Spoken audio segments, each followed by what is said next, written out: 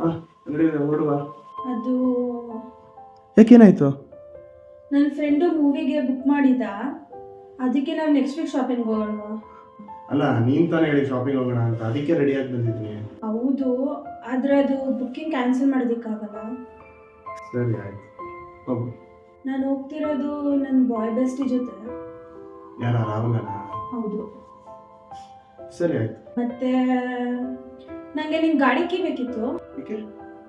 ಅವ್ನ ಗಾಡಿ ಸರ್ವಿಸ್ ಕೊಟ್ಟಿಲ್ಲ, ಅದಕ್ಕೆ ಇಬ್ರು ಜೊತೆಲಿ ಹೋಗೋಣ ಅಂತ. ಸರಿ ಆಯ್ತು.